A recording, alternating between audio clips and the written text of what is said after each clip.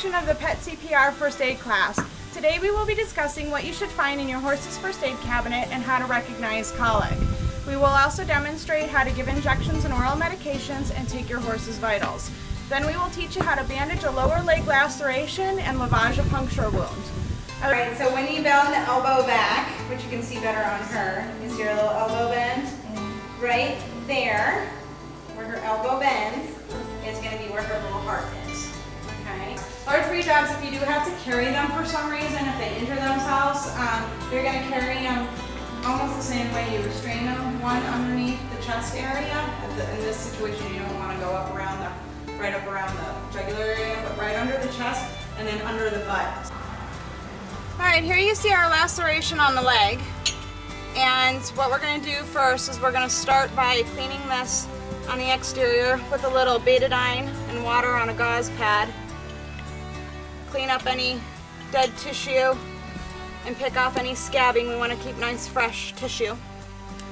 Then we're going to take our betadine solution in our 60cc syringe here, which we've mixed 90% water and 10% betadine.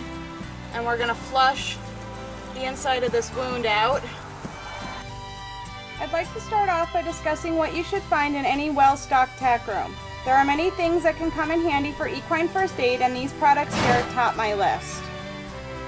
First is Benadryl, which is diphenhydramine. It is an antihistamine and can be given orally to help eliminate or minimize the symptoms of an allergic reaction. Give only under the direction of a licensed veterinarian. Hot spots are a systemic skin infection, and the bacteria gets actually underneath the skin surface and then it starts to travel throughout. So that's actually something that should be treated with antibiotics. Okay, so that's what we did and it went and totally went away. Is that something that can happen every year? Yep, it's a staph infection. Lay them on the right hand side, bend the elbow back, right where the elbow goes back. You put your first finger, your hand on a small dog under 30 pounds, or a cat is going to be flat fingered, flat hands. One's going to go under the chest on the same, and then your compressions will be like that.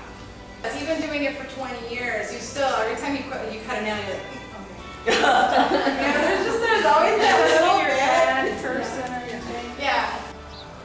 This is Dora here, and Dora's going to help us teach you how to take a horse's vitals, their temp, pulse, respiration, and capillary refill time.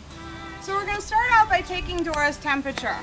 For that, you're going to need a digital thermometer, some Vaseline, or a water-based lubricant. You're going to want to start by putting some lubricant on the tip of your thermometer and going ahead and inserting that rectally. Then what you're going to do is come with your gauze, and you're going to wrap your gauze around your area.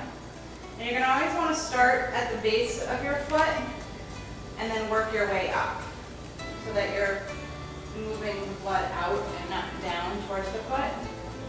You want to make sure to make it snug, but not make it too tight. The other technique we were showing was 4-pointing. Cats too, the closer you get up to their ears, the more control you're going to have. So if you're back down here, you can get bit. Okay? So the higher up the neck you go, the better control that you're going to have on the animal. I want to go up higher towards the neck. Again, I grab both the back feet with my finger in the middle, and then I can lay her down this way. And this way she's pretty much not going to can't do anything. She can still swing with those claws, but if somebody was trying to medicate her, I can move her up like this, and they can come in from behind her, from the side, and as you can see, I can pretty much do what I want with her at this point.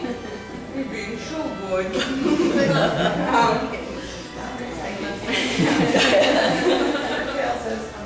I know, she's mad. First I'm going to sweep them out. And then You would check, bring the arm back, make sure you know where your heart is.